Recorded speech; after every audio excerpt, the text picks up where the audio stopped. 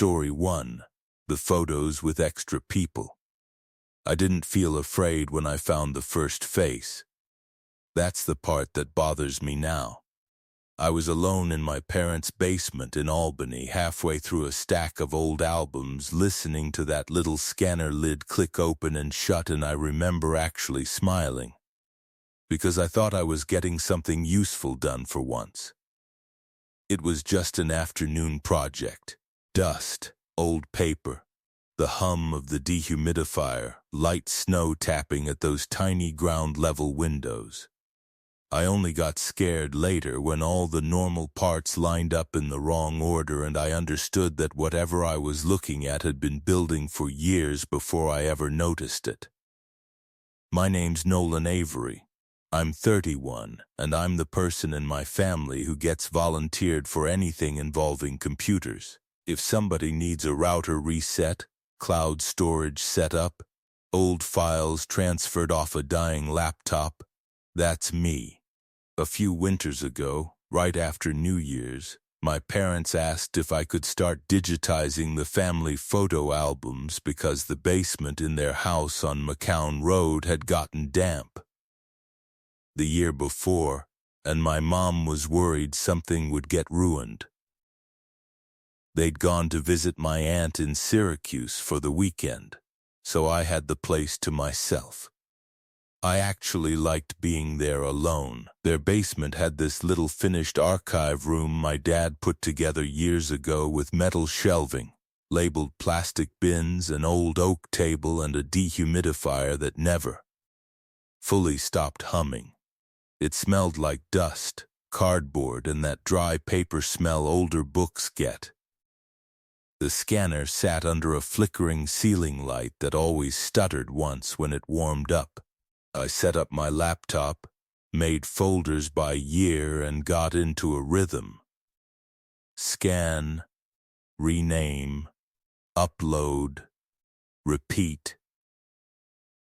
It was the kind of task that makes a whole afternoon disappear without you noticing. The first odd thing showed up in a photo from what looked like a small family cookout. There were maybe 8 people in the frame, all of them easy to place: my grandparents, my dad with more hair than I ever knew him having, my mom in those huge sunglasses she wore in the late 90s. Off to the left, half behind the fence, there was a man I didn't recognize. Not in a dramatic way. He wasn't glaring into the lens or doing anything obviously wrong. He was just there, out of focus, in a tan windbreaker and dark slacks, looking slightly past the camera. I remember leaning closer to the scanner glass because the image had a weird softness to it from age, and the overhead light flickered once while the scanner bar moved under the photo. For a second, the whole image looked like it jumped. I figured the guy had to be some distant relative from my mom's side, one of those people who shows up at reunions and gets referred to as your cousin even if nobody can explain how. I made a note in the file name to ask her later and kept going. That's the thing about old pictures. If you do enough of them in a row, everything starts feeling like a puzzle. People repeat. Shirts repeat.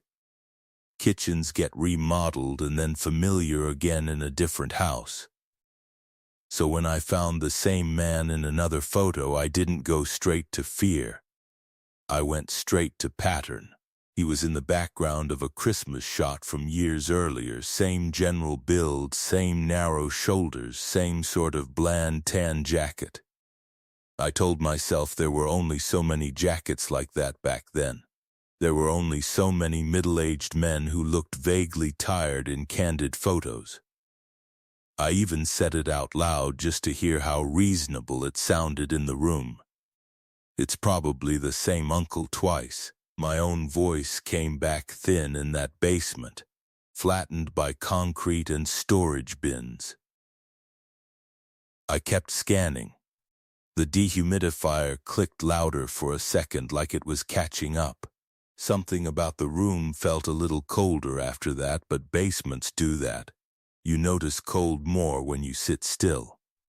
The next hour would have been normal if I hadn't started pulling albums from different bins to check dates.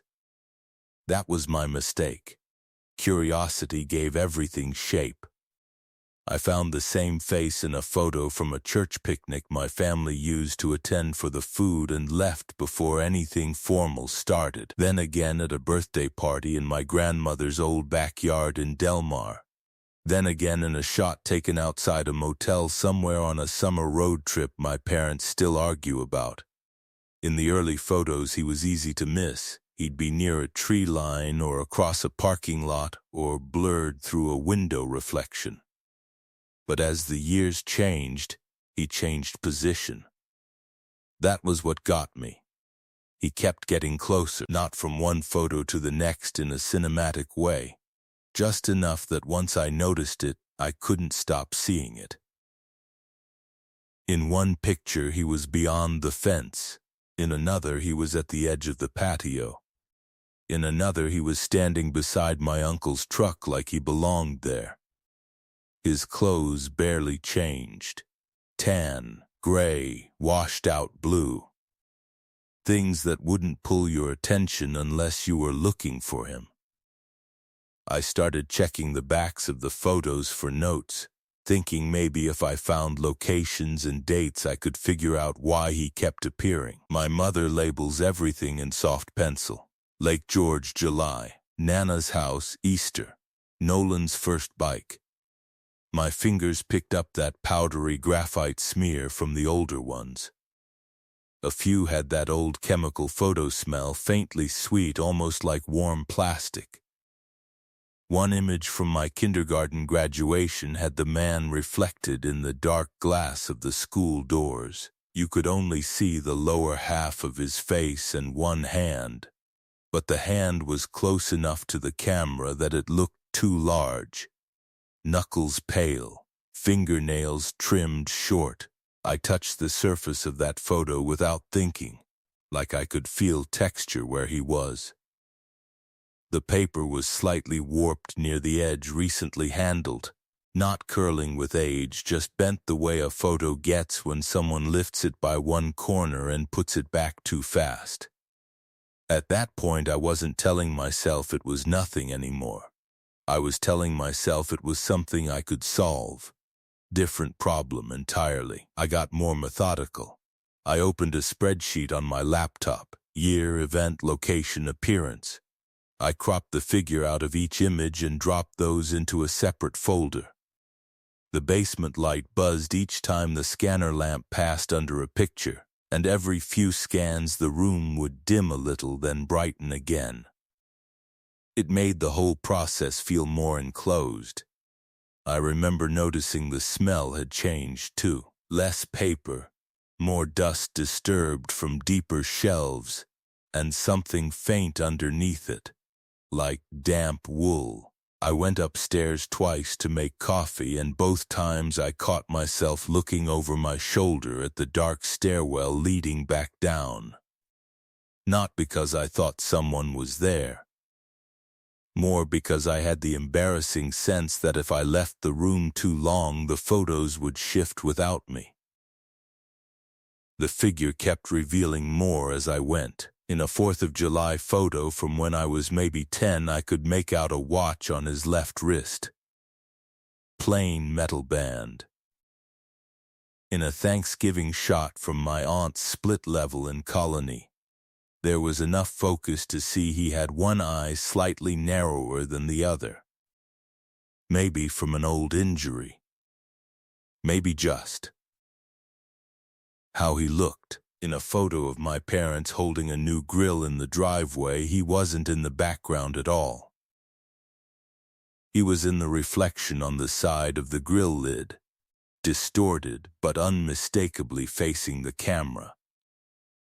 That one made my hands feel clumsy. I almost dropped it. I set it down on the oak table and listened. Just listened. The house overhead gave those normal winter noises houses make. A soft knock in the pipes, settling wood, a car passing somewhere outside. Nothing dramatic. The dehumidifier hummed. The scanner fan whispered. But once I stopped moving, I realized I'd been hearing the same tiny tick near the shelves for a while, irregular and soft like a fingernail brushing plastic. When I went over, it stopped. I checked the bin. Just albums, loose envelopes, my dad's old camera bag with a broken zipper and no film in it. On the lower shelf, there was a box of more recent prints, the kind pharmacies still give you in those paper sleeves if you ask. That didn't fit with the older albums, so I brought it to the table. Most of those were vacations and birthday parties from the last decade. More color, sharper focus, uglier truth. In one picture from my parents' anniversary dinner, the same man stood outside the restaurant window, blurred by rain streaks. In another from a fall apple orchard, he was between two rows of trees, only half his face visible. Then I found one from my college graduation.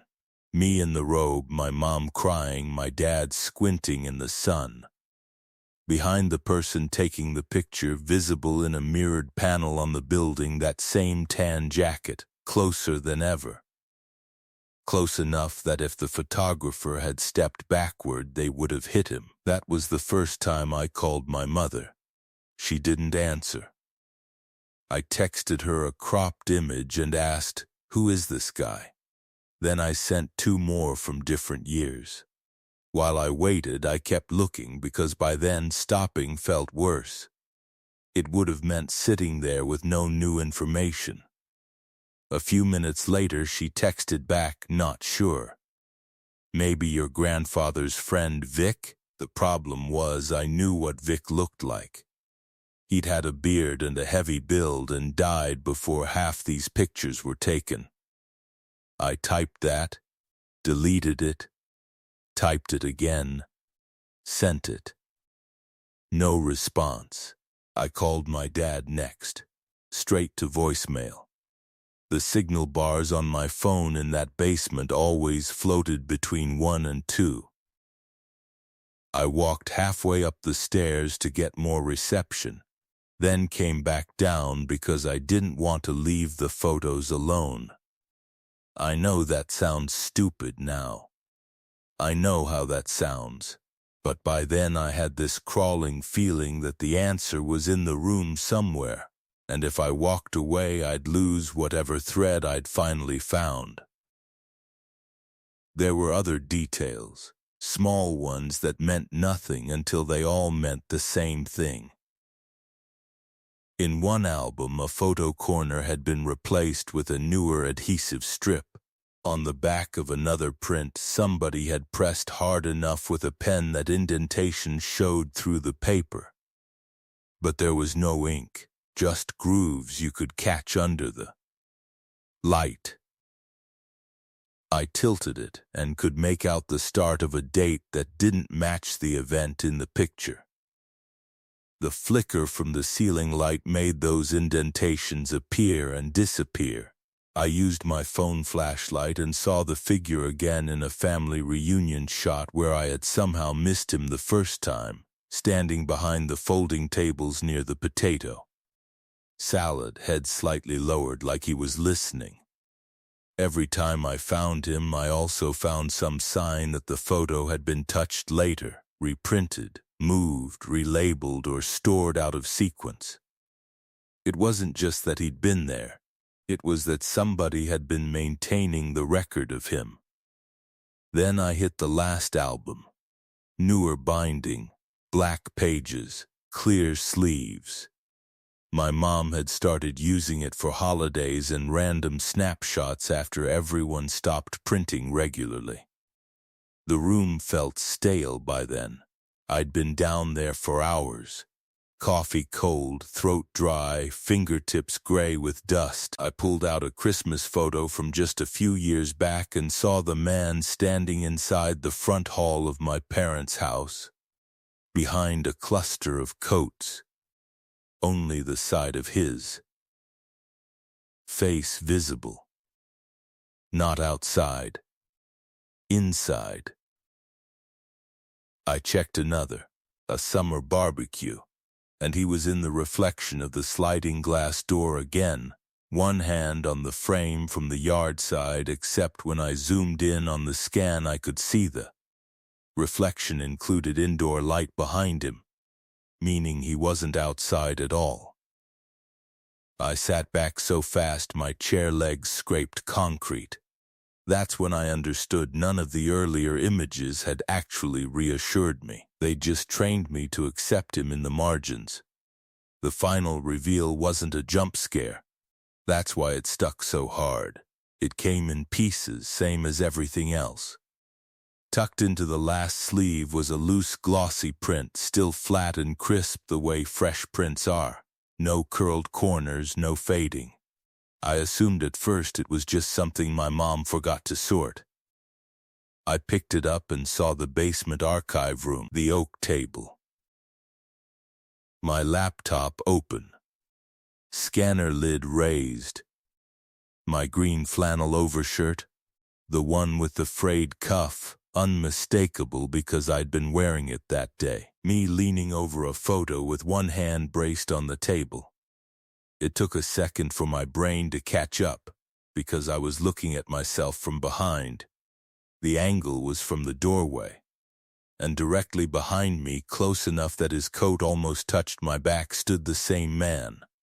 Tan jacket, narrow shoulders, one eye slightly tighter than the other, looking down at what I was doing. I didn't drop the photo. I wish I had. That would have at least felt like panic. Instead, I stared at the bottom right corner where the timestamp was printed in sharp little digital numbers. Current date. That day, not handwritten, built into the image. The format wasn't one I recognized from any camera my family had ever owned. Not my dad's old film cameras, not my mom's point and shoot, not any phone setting I'd seen. Year first. Then a string of digits and slashes that looked almost right until you tried to read them naturally. My mouth went so dry I had to swallow twice before I could breathe normally. I turned around so fast the chair tipped over behind me. The doorway was empty, the basement stairs were empty. But the room had changed in the smallest possible way. The dehumidifier was still humming. Only now I could hear another sound under it, soft fabric shifting somewhere behind the shelves. I grabbed the photo and my phone and backed toward the stairs. I called out once, just, "Who's there?" and my voice cracked in the middle like I was 13 again. Nothing answered. My call to my dad didn't go through. I tried the basement light switch by the door, off and on, as if different lighting would change what the room contained. It didn't. I should have run right then. Instead, I made one last awful choice. I compared the fresh print to the digital scans on my laptop. I needed to know if that image existed there too. The folder for that day hadn't been created by me. It was already sitting on the desktop, labeled with the date in the same wrong format as the photo. There was only one file inside, the same picture, same angle, same man behind me. I clicked the info panel with shaking fingers and saw it had been created less than 10 minutes earlier. That was when my chest started doing that shallow, useless breathing where you can't get a full inhale no matter how hard you try.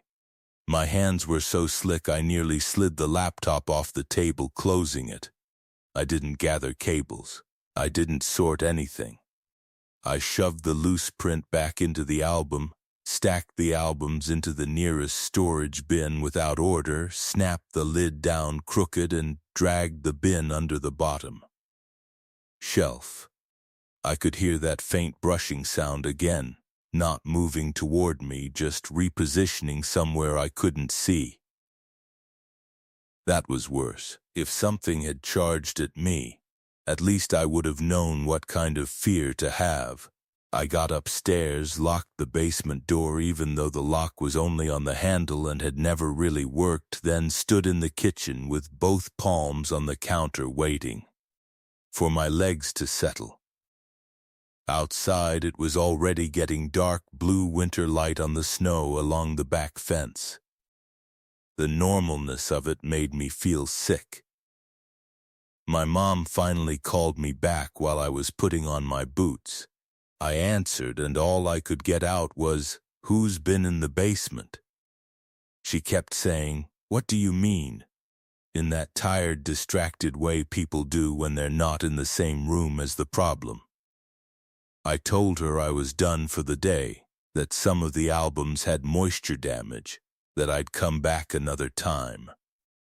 I don't know why I lied except that the truth sounded impossible in my own mouth. I left the house with the garage remote still on the table and didn't go back until my parents were home. I never reviewed the digital copies.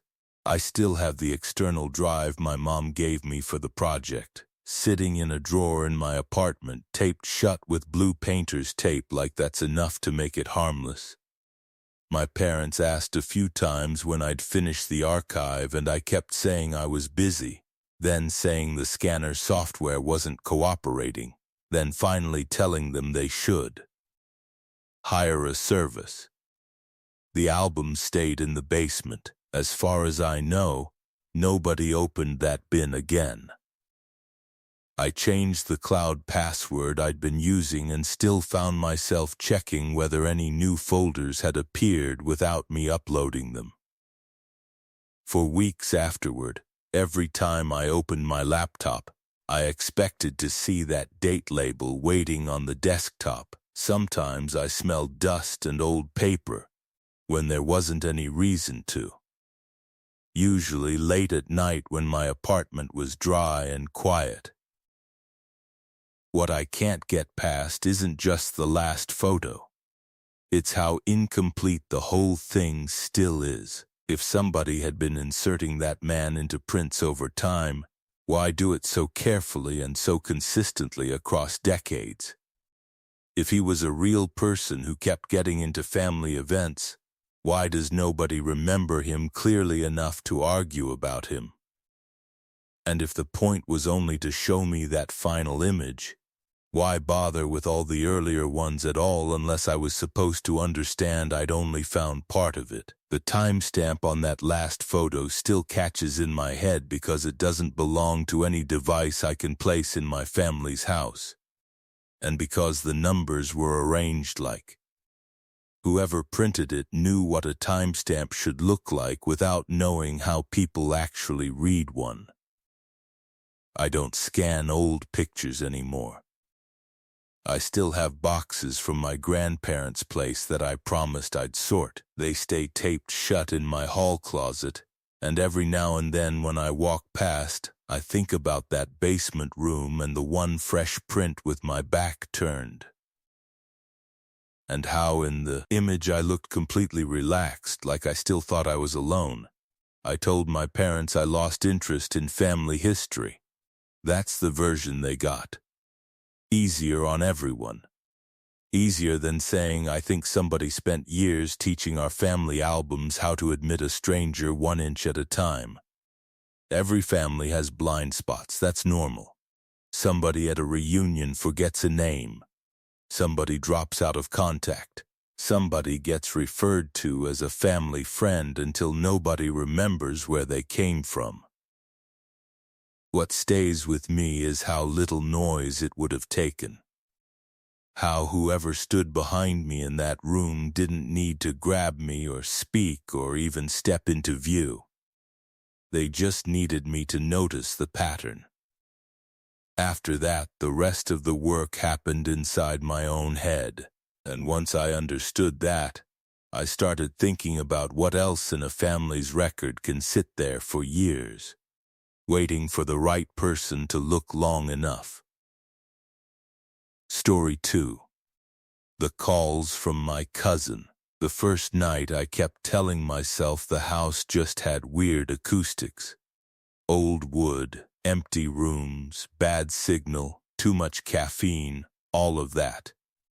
Even when the phone rang and I saw my cousin's name while she was supposed to be across the ocean, I still had plenty of explanations ready. I used every single one of them.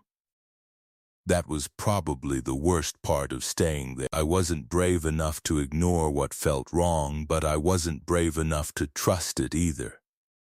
So I kept trying to make it make sense. And for a few hours, I actually thought I had fixed it. Then the house phone rang from somewhere downstairs, and the voice that had been calling me all night said hello before I ever touched the receiver. My name's Corinne Bell. I was 22 when this happened, and I was only in that house because it solved two problems at once. I needed somewhere cheap to stay for a few weeks between apartments, and my cousin Lenora and her husband were out of the country for a month visiting his family. Their place sat outside a small town in rural Georgia, down a long road with more pines than houses and a mailbox you could miss if you blinked. It wasn't creepy at first, just isolated in a way I wasn't used to. I'm not good alone, not really. I like hearing other people in the next room. Even apartment noise helps. But I kept telling myself this was temporary and practical. The house itself smelled like damp wood, stale air, and those lemon cleaning wipes people use right before leaving town. There was a screened porch, a kitchen with outdated yellow counters, and a den where the floorboards popped under the rug. My routine settled fast. Unpack. Keep lights on, text friends. Microwave dinner. Fall asleep to videos playing on low volume so the rooms wouldn't feel so vacant. The first call came late, around 11 at night, while I was sitting cross-legged on the den sofa eating crackers out of the sleeve because I hadn't done groceries properly yet.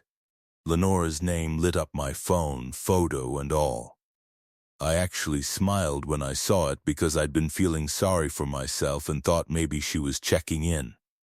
The connection crackled the second I answered. Not unusual out there. I said hello twice. There was a long stretch of static, thin and papery.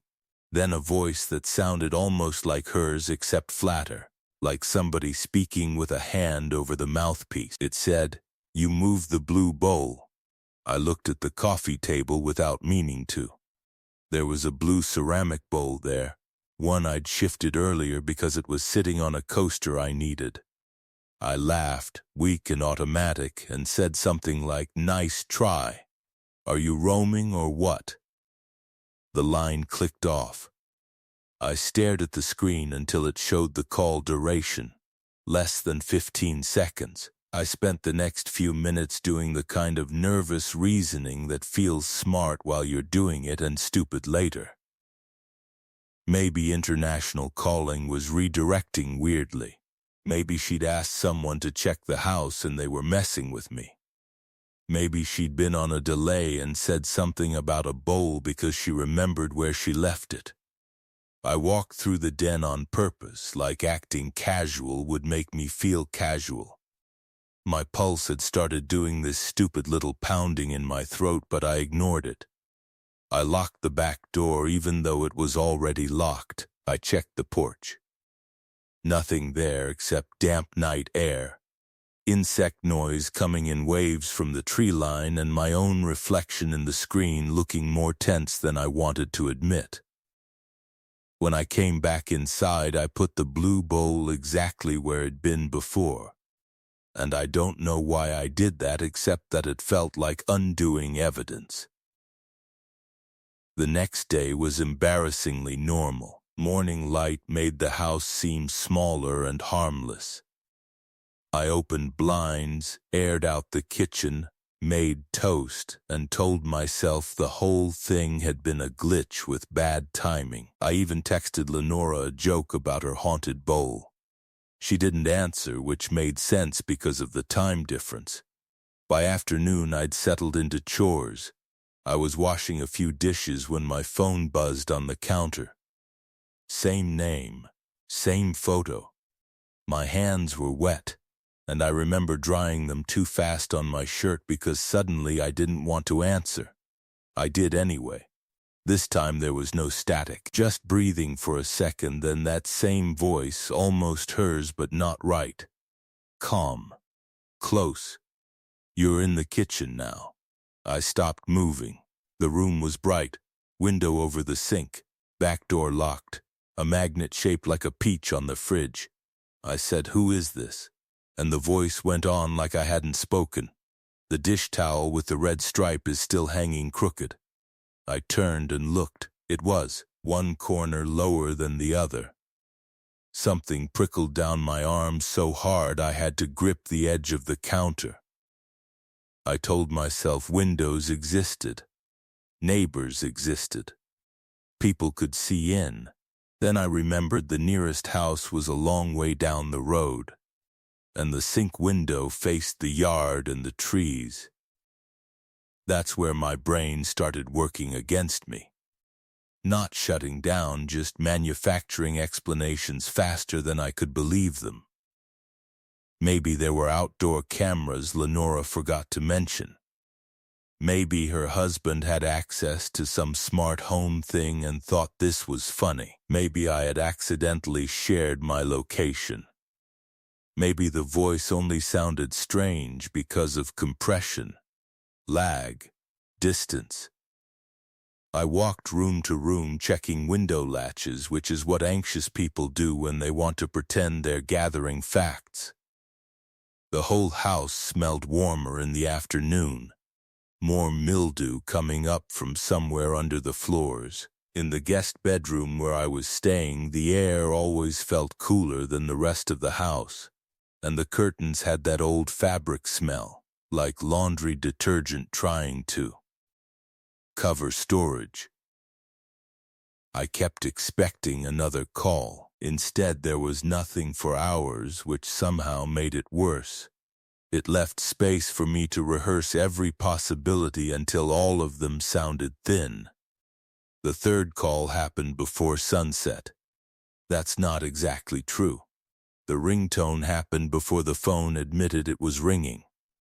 I was in the bathroom washing my face, and I heard the first two notes from the bedroom muffled through the wall.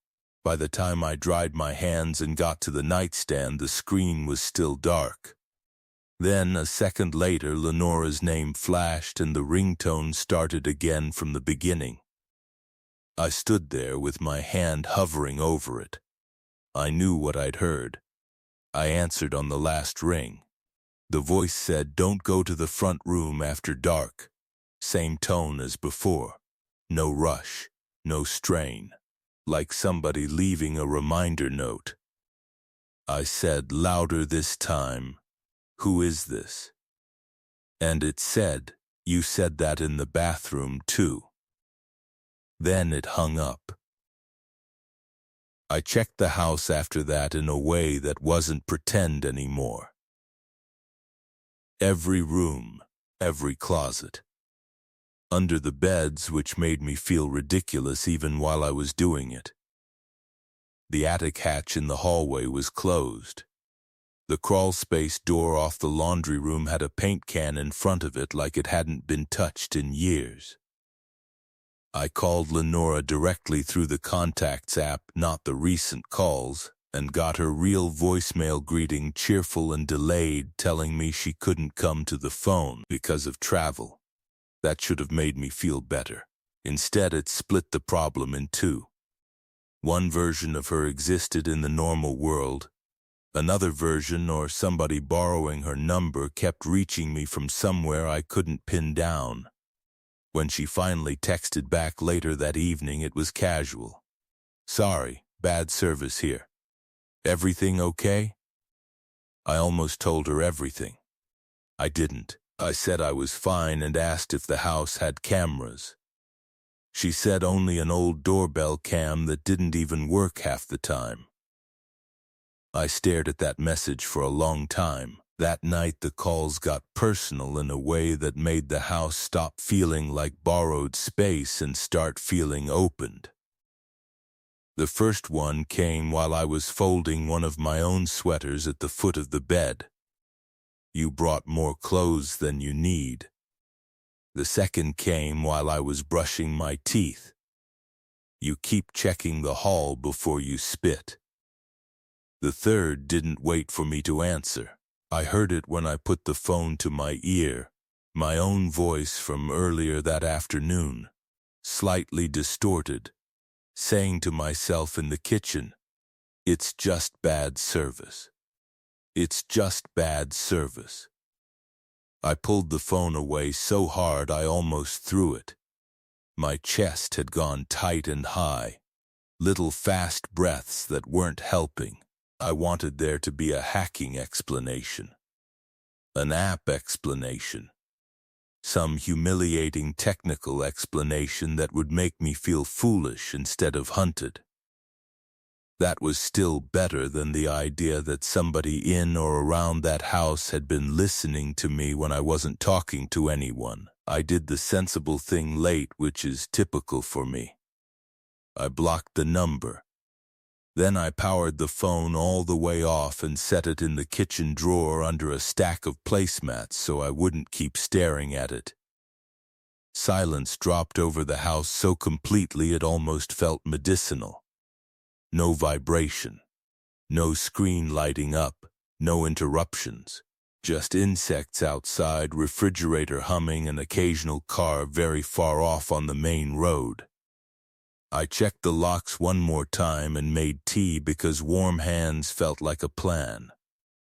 The relief I got from that was real. That's important. It wasn't denial by then, it was relief. The problem had been the phone, or at least had lived inside the phone. If I cut the channel off, it stopped. By the time I got into bed, I was tired enough to believe morning would reset me. I even laughed once, quietly, because I pictured telling my friends I'd spent 2 nights terrorized by international roaming and bad cell towers. I slept for maybe an hour before waking to a sound I didn't recognize. Not loud, mechanical, a bell with more metal in it than a ringtone. It took me several seconds to place it because nobody my age uses house phones on purpose. The sound came again, from downstairs. One ring, pause, another ring. I sat up so fast the room tilted. The guest bedroom was dark except for that weak yard light leaking through the curtains. My phone was off, in a drawer. Downstairs, the house phone rang again. I didn't even know there was a connected house phone. Lenora had mentioned a landline once in that offhand way people mention things they assume don't matter. I got out of bed and stood in the doorway listening. The den floor creaked under my weight. Ring. Pause. Ring. I went down the hall and could smell the stale, cool air of the house at night. That damp wood smells stronger now, with something electrical underneath it, warm dust from old wiring. The phone base sat on a small table in the kitchen beside a basket of unopened mail. Its screen glowed pale green in the dark. It showed my cousin's name. I stopped about 6 feet away. I could hear the blood moving in my ears, that low rushing sound you get when your body decides before you do. The receiver was still in its cradle. The call connected anyway. No pickup, no touch, just a little click from the speaker, and then the voice said, clear as if it were beside me, "You're standing in my kitchen." I don't know how long I stood there. A second, maybe 2. Long enough to understand what was wrong with the sentence. Not the voice, the sentence, my kitchen. Not Lenora's name on the screen. Not a prank from abroad. Something in the house claiming the room around me. I backed up and bumped the counter hard enough to knock over a mug. It hit the floor and rolled instead of breaking, which somehow made the moment feel even more unreal. The voice kept going, still through the untouched phone. "You can leave the clothes, you don't need those." Then, softer, from somewhere deeper in the house and not from the phone at all, the same words again. You don't need those, that was enough. I ran. No plan. No pride. I didn't grab the phone from the drawer or my bag from the guest room or the charger plugged in by the bed. I snatched my keys off the hook by the back door with fingers that barely worked, missed once, got them the second time and yanked the door open so hard the stopper hit the wall. The porch boards were cold under my socks. The night air smelled wet and alive and full of pine. I heard something in the house behind me, not footsteps exactly, more like a door moving very slowly on dry hinges. I got to my car, dropped the keys between the seat and the console, swore out loud, found them by touch, and locked the doors the instant I got inside, even though I was alone in the driveway. The engine took one turn too many to start. That was the closest I came to freezing completely. My hands were slipping on the wheel, throat tight, legs shivering with that useless empty weakness you get after the fear has already made the decision for you. When the car finally caught, I reversed so fast I clipped the edge of the ditch and didn't stop to check anything. I drove until I had bright lights and a gas station and other human voices around me. I parked under the canopy and called my friend Mara, sobbing hard enough that she had to keep telling me to slow down. I never went back. Not the next day, not with somebody else, not in sunlight, not for my clothes or my makeup bag or the cheap earbuds I'd left on the nightstand. Lenora called me once I was out and kept asking why I'd abandoned the house unlocked. I told her I hadn't. I almost asked whether there was really a house phone connected. I almost asked whether anybody else had a key. Instead, I said I couldn't stay there anymore and I needed her to stop contacting me for a while. I blocked her too after that, which I know wasn't fair, but every time her name lit up on my screen, my stomach dropped like the call had found me again. I still don't know who was using her number. That's the question that never settled. Somebody could spoof a number, sure.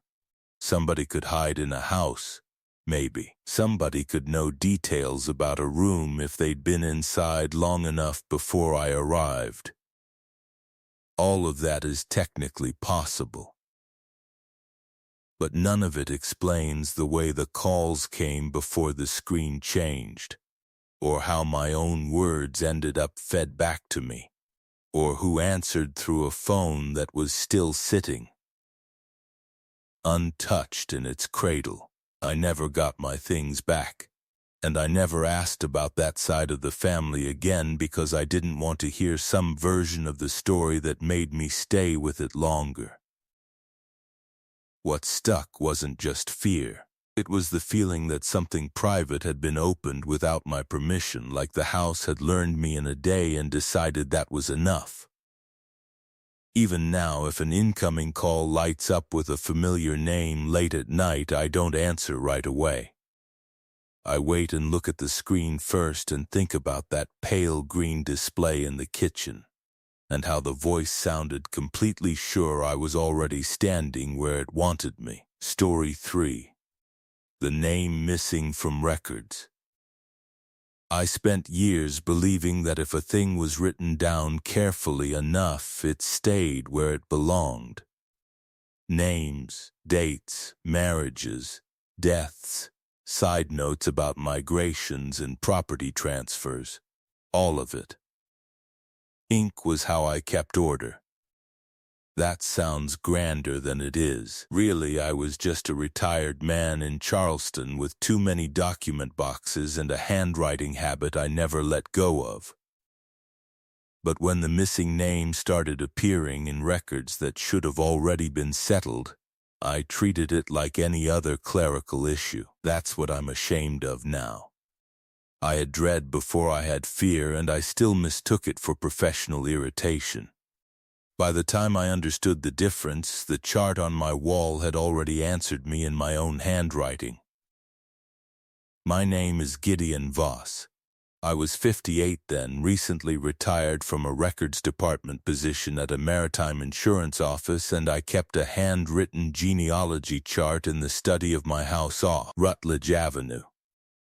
It covered one whole wall above a long work table. I didn't trust software with family history. Too easy to edit, too easy to duplicate a branch, too easy to lose the shape of a line. Paper made me slow down. My study smelled the way you'd expect: old books, ink, cardboard sleeves, and sometimes a little salt damp drifting in from the city when the weather shifted. There was a brass clock on the shelf that ticked louder than any reasonable clock should.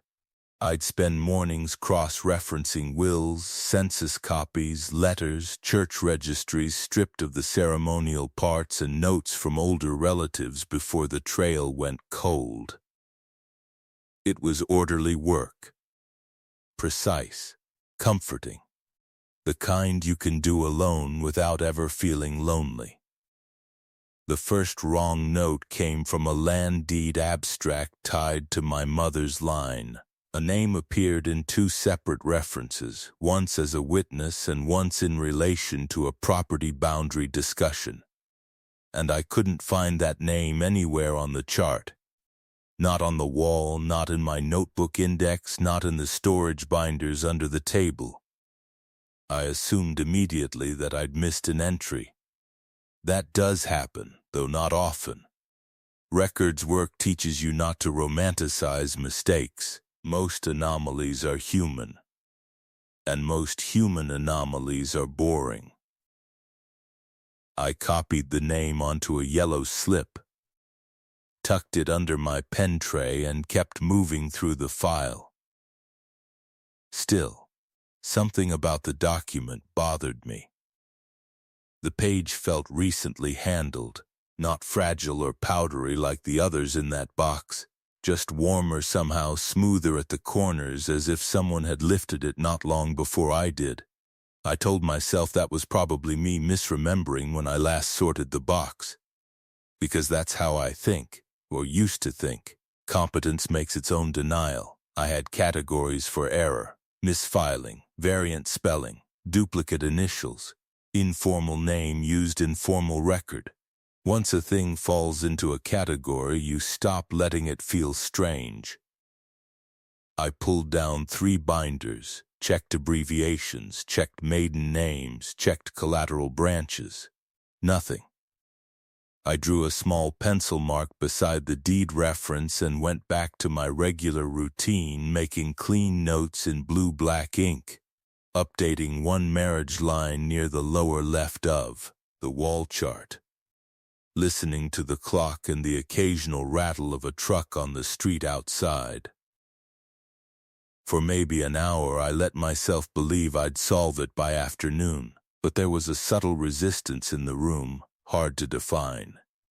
Not fear exactly, more the sense of being watched while doing careful work. I dismissed that too. Older houses settle. Older men get fanciful if they spend too much time in silence. The name appeared again 2 days later in a packet of copied probate papers from a county archive. Same surname cluster, same missing person, referenced as present during a dispute I had no memory of encountering before. I remember setting my glasses on the table and pinching the bridge of my nose because it annoyed me more than it alarmed me. Multiple references meant the gap was real. Either I had overlooked somebody significant, or the records were borrowing from a line that didn't belong there. I started a fresh folder for the name and pulled every nearby document I could find. The room changed slowly as I worked. Morning light shifted off the wall chart. The smell of ink grew sharper because I'd uncapped 2 pens. The clock seemed louder, each tick hitting the shelves and coming back. I found a photograph tucked inside a family Bible record copy. A porch scene with 4 relatives I recognized and a 5th person at the edge, face partly blocked by the doorframe. Nothing dramatic. Just a body turned slightly away, hat brim low, one shoulder nearest the camera. I might not have looked twice if the next photograph from years later and a different branch entirely hadn't shown what looked like the same posture at the edge of another.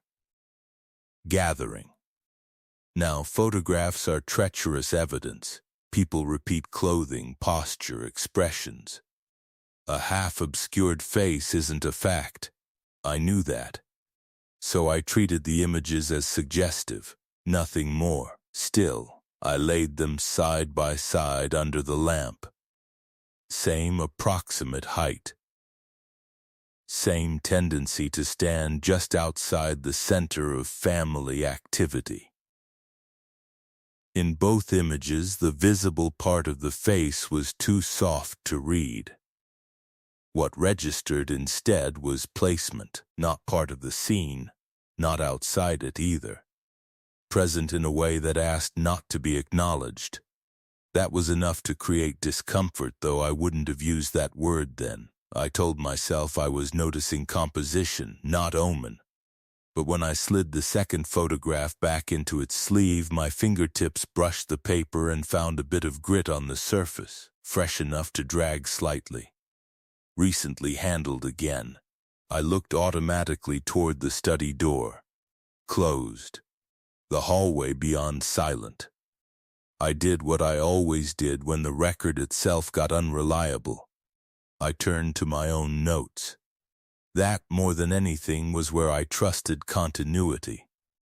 I had years of margin comments, index cards, chronology pages, and small reminders written in a script I could identify at a glance. If I'd seen the name before, I would have written it somewhere. And I had. That was the trouble. In a legal pad from the previous summer, I found a line in my own handwriting that read, "Ask him about the river property split." No name attached. No context. Just that. A few pages later, there was another note, again mine. He says he was left off before. I sat still for a long moment with the pad open and the clock going. I had no memory of writing either note and, more importantly, no memory of any conversation that would explain them. I don't mean vague memory. I mean none. Not a shape of one. Not even the false feeling of almost remembering. I searched back through appointment books, phone logs, emails I barely used, everything. Nothing. Even then I kept my tone with myself professional, mild. Controlled. I said, "You've copied something from another source and forgotten. That's a plausible explanation." I said, "You've gotten tired." Also plausible.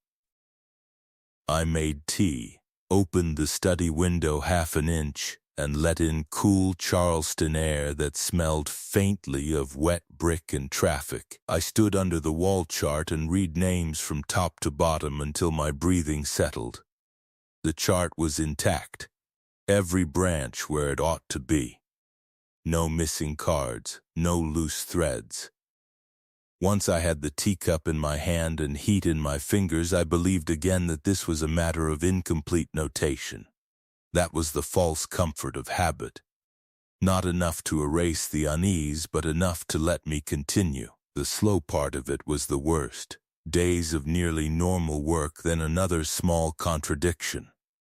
A document from one county mentioning the missing person as if everybody involved understood the relationship. A pension notation referring to an unnamed visitor. A letter fragment with the phrase, "He stood outside and listened." That one I nearly ignored because old letters are full of half-finished grievances, but the language started echoing across sources in ways records usually don't. Outside. Present. Left off. I found myself glancing at the study window in the late afternoon because it reflects the room once the light changes. Twice I thought I saw a darker vertical shape in the glass near the shelves behind me. Twice it turned out to be my coat on the rack that should have ended it. Competent dismissal. Confirm, correct, proceed. Except the feeling remained. The listener in the room, that's what it felt like, not an intruder, an observer. I began sleeping poorly, nothing dramatic. I'd wake around 3 in the morning and lie there trying to recall whether I'd capped the ink bottle, whether I'd left a document exposed to light, whether I'd already known this name years ago and only forgotten the discovery. During the day I made fewer notes than usual because I didn't trust my own continuity anymore. Still, I kept researching. I was good at it. It was my routine. The study had always been the safest room in the house for me, with its shelves and labeled boxes and exact habits. That made the next discovery feel indecent in a way plain fear wouldn't have. On a sheet clipped behind a branch chart for my mother's family, I found a notation in my own hand that read, "He doesn't like being omitted."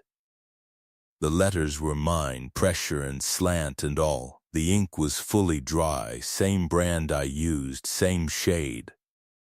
I touched it with a fingertip anyway, as if dryness could tell me when it had happened. The paper underneath had faint impressions, meaning I'd written it directly on the chartboard, not on a pad. I had no memory of standing there and doing it. I checked the wall chart more carefully after that. Not the names I already knew. The spaces between them. The lower right branch, one of the denser sections tied to a line from Beaufort County, had a card that seemed slightly newer than the ones around it. Same stock, same size, same hole punch in the corner. Nothing you could swear to in court. But under the lamp it caught light differently, less softened by age. My hands had started trembling in small practical ways by then. Enough that I had to rest my knuckles on the table when I wrote. I took the card down, blank on the back. On the front, between 2 known siblings, was the missing name, written cleanly in my handwriting as if it had always belonged there. Not squeezed in, not corrected. Proper spacing, proper line weight, surrounded by notes that were months old. I stood there so long the tea in my cup went cold without me noticing. The clock kept ticking. A truck passed outside. Somewhere down the street a dog barked twice. All those ordinary sounds, and in the middle of them my own chart had become something I couldn't account for. That was the confirmation. Not that a ghost had written on my wall or that some stranger had slipped in to mimic me. I won't tell you I know that. What I knew was narrower and somehow worse. My records had begun including a person I had not consciously admitted, and the admission had happened through me. I took the card down immediately. Then I stopped. If I'd written it, removing it might be destroying evidence. If I hadn't written it, leaving it there meant accepting the chart as an active participant in whatever was happening. That absurd line of thought should tell you how far my reasoning had already bent. My mouth had gone dry. I could feel my pulse in my wrists where they rested against the edge of the table. I remember reaching for the phone to call my sister, then putting it down because the whole story sounded insane before it was even spoken. I wasn't in danger in the way people usually mean. No broken locks, no footsteps, no voice from the hall, just the unbearable sense that something had been waiting at the edge of the record for me to make room. I removed the card. I removed it carefully, with the kind of deliberate hands you use when you don't trust yourself. Then I took a razor blade and scraped the faint pencil guide marks beside it off the board. Those pencil marks are what convinced me it hadn't been a one-time error. I use guides before I ink cards. Muscle memory, process. meaning I had prepared the space before committing the name. I don't remember that either. By then my shirt was damp between the shoulders and the room felt close, the old book smell suddenly stale and used up. I put the card in an envelope and sealed it. Then I put that envelope in a drawer and within the hour took it back out and tore the card in half. Not because I believed that solved anything. Because I didn't want it waiting for me on the wall again. The next morning I closed the study, covered the chart with an old bedsheet, and drove to my niece's house in Mount Pleasant before I'd even had breakfast. I stayed there 3 nights and told her the humidity in my place was aggravating my sinuses. She didn't question it. When I returned home, the study smelled exactly the same as I'd left it. Ink, paper, old bindings. The sheet still hung over the chart, nothing else had changed. That was almost more upsetting than if the room had looked disturbed. I took the sheet down and saw the gap where the missing name had been, clean and obvious. The branch remained incomplete. I left it that way. I still leave it that way. If I'd filled that gap properly, that's what I keep circling. If I'd finished the branch, drawn the lines, copied the references, let the chart settle around the name, would it have remained because I'd finally acknowledged it, or disappeared again and taken part of the record with it? That's the near miss I can't measure. People think family history is about recovering the forgotten. Most of the time it is. But there are omissions that feel less like accidents and more like refusals, and once you begin to wonder who did the refusing, every old note gets a little harder to touch. I still keep the chart, but I no longer update certain lines, and I no longer trust notes in my own hand just because they're mine. Some evenings I sit in the study doorway without going in and look at the blank space where that card sat for maybe a day or maybe much longer than that. And I think about the photographs with the half-hidden face, always at the edge of the family and never approaching, as if all it ever wanted was to make sure I noticed who'd been left out. I used to think unfinished work was failure. Now I think sometimes it's the last decision you still get to make. The chart remains on the wall, but there's a folded corner of the bedsheet hanging over that one branch because I never smoothed it back properly after uncovering the room. I leave it there on purpose. It gives me one physical sign that the omission is acknowledged without being invited back in. Friends who've seen the study assume I got tired or distracted, and I let them think that. Easier than explaining that precision stops feeling noble when you suspect the record is learning how to complete itself through your hand. I still hear the clock in there from the hallway at night, louder than any clock needs to be. And every so often when I pass the doorway I have the plain stupid thought that if I stepped in and finished that branch right now, there might be one fewer name missing from the wall and one more person standing just beyond the room's reflected light. Story 4.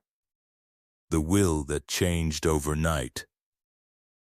I watched a line in the will change while my hands were on the paper and nobody else was in the room.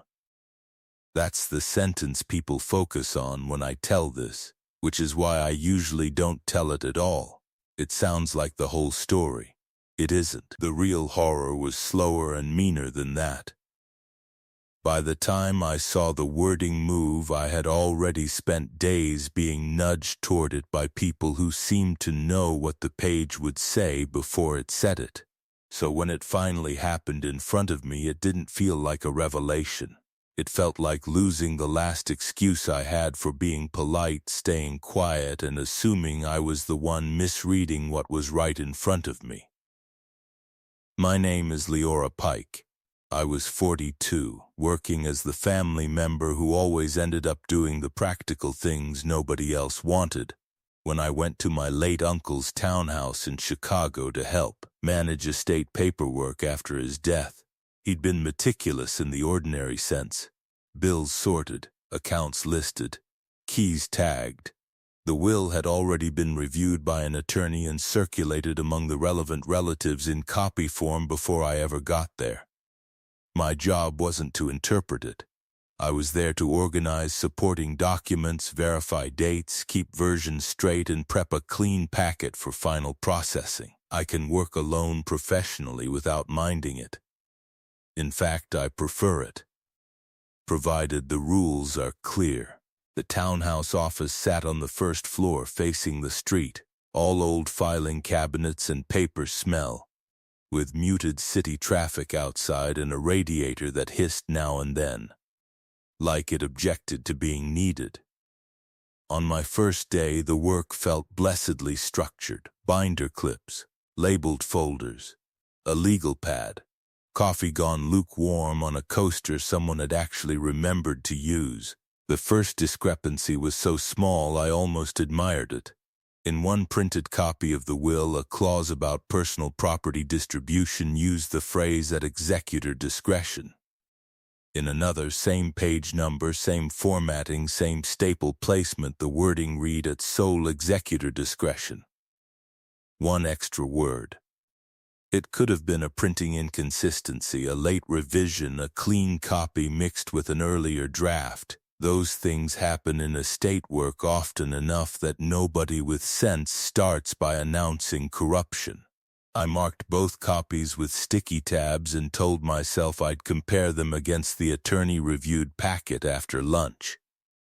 The office smelled of old paper, dry wood, and something metallic from the radiator heat. A cabinet drawer near the desk didn't shut flush, so every time I walked past, it clicked softly. Normal sounds. Normal problem. While I heated leftovers in the kitchen, though, I came back to find the two copies no longer where I'd left them. Not missing. Just rearranged so the altered one sat on top. That kind of tiny disturbance is easy to dismiss when you're afraid of looking paranoid in a family situation. That's my flaw, if you want the simple version. I don't like causing scenes unless I'm certain. I don't like implying incompetence in other people unless I'm willing to back it up. Estate matters make everybody touchy, and I knew that walking in. So when my cousin Arden wandered through the office later and casually said, "Make sure you note the clause about the lake house access," I assumed he'd skimmed a version I hadn't reached yet. I said, "I haven't seen that clause." He looked at me as if I'd missed something obvious and said, "It's in there now." Now. That was his word. He laughed right after, just once, like he knew how that sounded and wanted to flatten it into a joke. I laughed too, because that's what you do when you don't want to be the tense one in the room. But after he left, the back of my neck was damp under my blouse, and I went through the property sections again. No lake house clause. Not then. That first cycle ended with a partial explanation. The attorney's office emailed over a PDF packet that evening. In it, the clause read the original way: no soul, no lake house addition, nothing unusual. Relief hit me harder than it should have. I actually sat back in the desk chair and let out a breath I hadn't realized I'd been holding. Mixed copies. Unreviewed drafts. Somebody had printed from an old folder and stirred everything together after the funeral. That was annoying, not sinister. I made a clean stack from the attorney packet, labeled the others unverified, and felt the room open up around me. Outside, buses sighed at the stoplight. The radiator clicked. The office returned to being an office. I went to bed in the upstairs guest room thinking the issue had narrowed into something administrative. Next morning, I even called a friend and joked that death didn't make family paperwork sad, just messy. Then the second cycle started, shorter and worse. At breakfast, my Aunt June asked me whether I'd flagged the revised caretaker stipend language. I put my mug down too hard and coffee sloshed onto my wrist. "What revised language?" I said. She blinked at me, distracted, already turning toward the hallway. Oh, maybe that was in the copy Arden had. Again with Arden. Again with information apparently circulating ahead of the page itself. I went back into the office and opened the clean attorney stack I had assembled myself.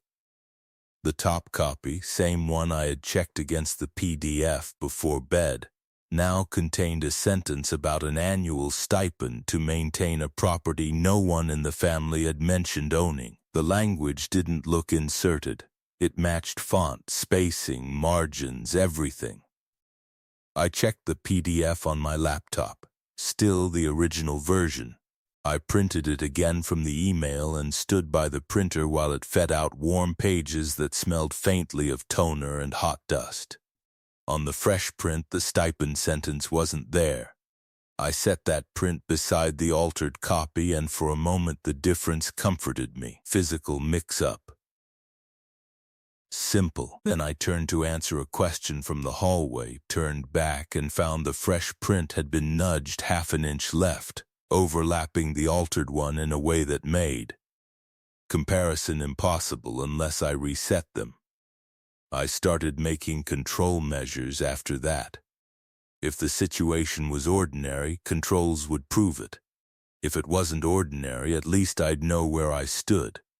I photographed each page with my phone. I marked faint pencil ticks at the bottom margins where only I would notice. I kept one copy in a manila folder inside a locked desk drawer and another tucked into my tote bag upstairs. The office itself became hyper-specific to me in those hours. The smell of old filing cabinets, a little oily, the rough fabric of the desk chair arms, the faint tremor in the window glass when trucks passed, the way paper picked up radiator warmth on one side and remained cool on the other. Twice I left the room for under a minute and came back to find stacks squared that I'd deliberately left messy. Once I heard the cabinet click while I was standing in the kitchen doorway with a direct line of sight into the office, and by the time I crossed the room the crooked drawer sat flush. A reasonable person would have called the attorney then. I nearly did. My thumb hovered over the number. Then Arden came in holding a copy I hadn't seen and said, "You can stop worrying, it all says the same thing now." Now again. I asked where he'd gotten that copy. He said from the folder in the green cabinet, and nodded toward a cabinet that didn't contain wills at all, only bank statements and insurance envelopes. I should have corrected him. Instead, I went quiet because June was right behind him, and my cousin Mara was on speakerphone from Milwaukee.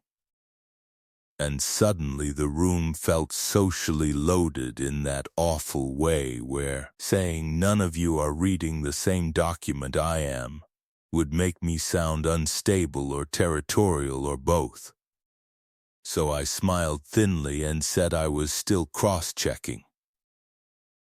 Arden set his copy on the desk before leaving. The wording on page 4 included the Lake House Access Clause. That was the second partial release. I convinced myself there had to be multiple drafts in the house, more than anyone admitted, and family members were simply grabbing different versions and then speaking carelessly about them. It explained the discrepancies. It explained the ahead-of-page comments. It even explained the way people seemed too calm about it. because maybe they assumed I had the same mixed stack they did, so I spent the rest of that afternoon not panicking but hunting. Closets. File boxes. The green cabinet. The upper shelf over the desk. I found estate inventory forms, utility bills, condolence cards, an old deed packet tied with fraying string, and 2 additional will copies in separate folders. One matched the attorney PDF exactly. One contained a clause about temporary right of presence for a non-family caretaker I had never heard of. The language wasn't just different, it was anticipatory. It referred to a person by role, not name, as though the document were making room for whoever happened to occupy a certain function at a given time. My mouth went dry reading that one. I stood in the office doorway because I didn't want my back fully inside the room anymore. Outside, traffic hummed in that constant Chicago way, near but emotionally irrelevant. Inside, the radiator hissed and cut off, leaving the silence so sudden I could hear paper settling against paper. I called the attorney's office and got voicemail. Left a concise message. Very concise, because I still didn't want to sound dramatic. Mixed copies in-house. Need chain of custody clarification. Please call. Then I texted Arden asking where he'd found his version. No response. I texted June asking if anyone had made post-review copies after the funeral. She sent back, not that I know of. Why? I stared at that until the screen dimmed. The isolation of the job hardened right there. I was in the house with relatives passing through, yes, but functionally alone because I was the one touching the paper long enough to see what didn't stay put. That night I carried 2 copies upstairs and wedged a chair under the guest room doorknob, which embarrassed me even as I did it. I told myself it was to keep the cat out, except there was no cat. I slept in bursts and dreamed about page margins. In the morning, the copy from my tote bag had acquired one changed line on page 2. A phrase about discretionary residence rights that had not been there when I checked it in bed. I know the sentence sounds impossible.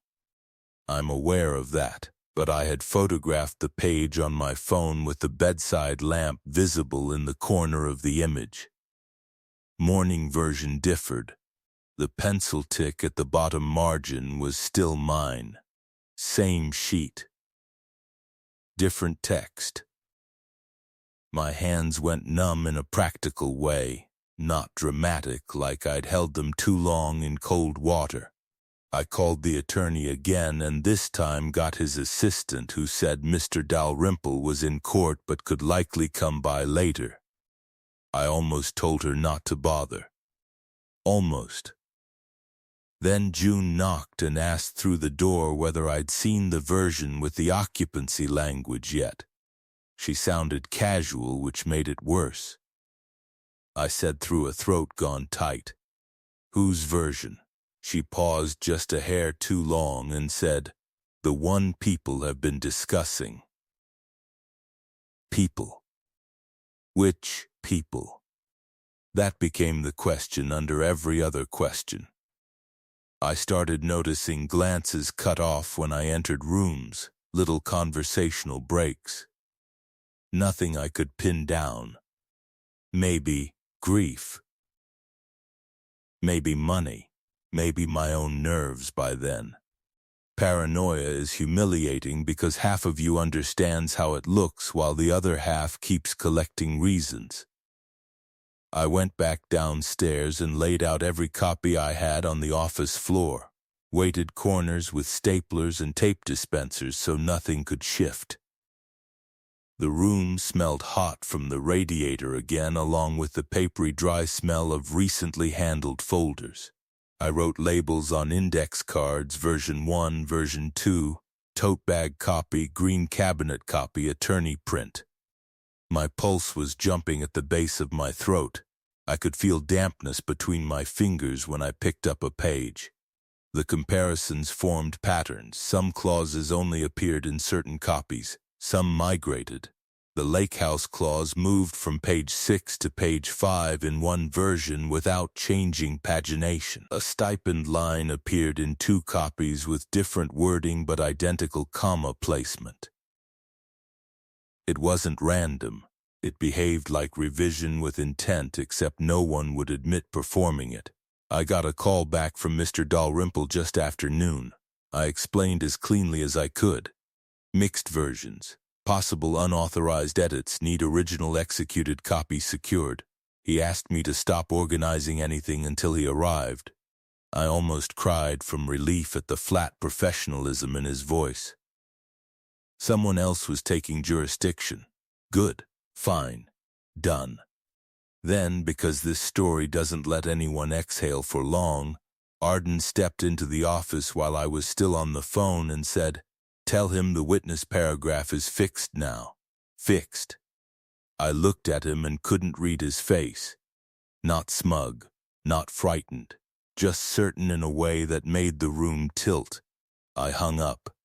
Asked him carefully where he kept getting these descriptions from. He said, "From reading it." I said, "Reading what?" He looked past me to the desk. That one. The copy on the desk had not shown witness language 10 minutes earlier. I know because I'd photographed it. I told him to leave the room. He shrugged and went, almost offended, which immediately made me feel like I'd overstepped, which is exactly the kind of social reflex that had kept me passive this whole time. By the time the front door shut behind him, my chest was tight and shallow, and I couldn't get enough air without forcing it. I sat down, counted to 5 twice, stood again, and moved the desk copy beside the attorney printout I'd made that morning. Side by side. Same paper stock. Same bottom pencil tick on the left copy that I had placed there myself. Same page number.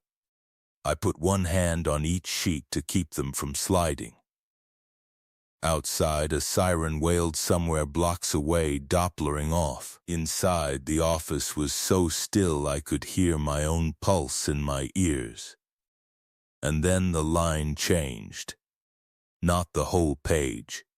Not theatrically. A single clause in the left copy, halfway down, where temporary access for inspection became temporary residence by arrangement. The letters didn't melt or swim. It happened the way a person realizes they've been reading a sentence wrong until it snaps into focus as something else. Except the words had been photographed earlier and I knew what they were. One phrase replaced another under my hand, matching exactly what Arden had said and what June had alluded to and what no fixed original had contained. My fingers were pressed flat to the margins. Nobody touched the sheet. The paper stayed dry and solid. But the wording was not the wording I'd been looking at. I made a sound I didn't recognize as mine and stumbled backward hard enough to hit the file cabinet. A folder slid off the top shelf and slapped the floor. Inside were more copies. More versions, not 1 or 2. A stack. Some clipped, some loose, some with tabs in different colors. Prepared.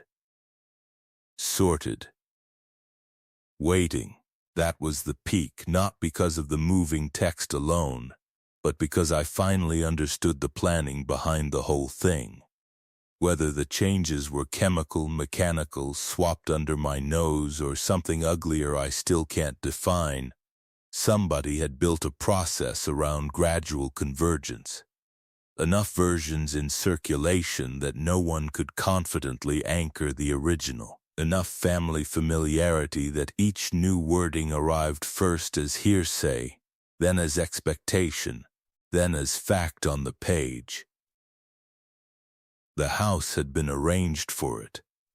The drawers, the cabinets, the casual comments, the copy Arden carried in from nowhere, my own reluctance to challenge people sharply. All of it used. I was standing there with sweat cold under my sleeves and my hands shaking so badly the index cards on the floor blurred, and the terrible thought that landed was not, how is this happening? It was, how long have they known I'd be the one in this room trying not to make a scene? Mr. Dalrymple arrived within 20 minutes, though it felt longer. I met him in the front hall because I did not want to be alone in the office another second. He took one look at me and stopped asking for polished explanations. Good man. I showed him the photographed pages, the floor array, the cabinet stack. He didn't comment on the line change when I described it. Didn't need to.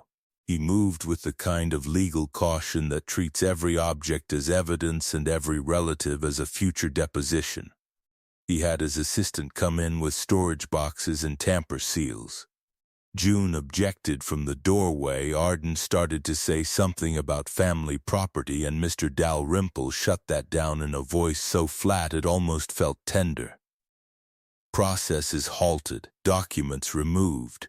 Nobody touches anything further. The relief I felt then was shaky and incomplete, because it depended on another person taking control of a situation I no longer trusted myself to perceive accurately.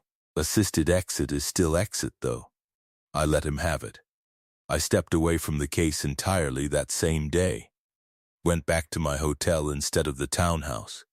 Left 2 sweaters in the guest room and never asked for them. Mr. Dalrymple later told me only that there were, quote, significant chain of custody concerns, and he recommended formal review. He never volunteered more. I never pushed. That surprised people. Usually I'm the one who wants the folder closed properly. Not this time. My body made the decision before my pride did. For weeks afterward, every time I handled paperwork at work, I'd smooth the bottom edge of the pages with both thumbs just to reassure myself the text would stay where I'd last. Read it. Sometimes I still do. What I can't answer is the scope of it. That's the question that stayed alive after the panic burned off. How many versions of the will existed in that townhouse at the same time? And how many more had existed before I arrived? Which one, if any, had ever functioned as the original once the process got underway? Were family members knowingly cooperating, half-informed, or just repeating wording from whichever copy had crossed their hands most recently? I don't know. The patient part of it is what gets me. The evidence of preparation, folder colors repeated, clauses introduced in conversation before appearing in print. The way the house office itself seemed to encourage tiny unattended shifts, as if somebody understood exactly how long a conscientious person would leave paper alone before returning to it. I refuse estate work now, even for people I love. And whenever I pass a legal office supply store window and see stacks of identical manila folders lined up in rows, I think of that file cabinet coughing one more version onto the floor, as if the room had been keeping extras ready until I finally looked long enough to see there was never just one will to begin with. I wish I could end this by saying the attorney fixed everything. The family settled down and one correct document emerged from the mess like a coin from muddy water. That would make the story useful. It isn't useful. It's a contamination story. That's what it feels like now. A process enters the room and every copy touching it becomes a little less trustworthy than the last one. Sometimes I think the line I saw change was only the moment the method became visible to me, not the moment it began. which means the real event might have happened weeks earlier or years in some other office with some other stack while someone just like me kept quiet because they didn't want to sound unstable in front of relatives. I still sort my own papers into neat piles at home. I still label tabs. But if I leave a room and come back to find a document turned a few degrees from where I set it, I don't correct it right away. I stand there first and listen, and I count the folders and I try to remember whether there was ever only one version of anything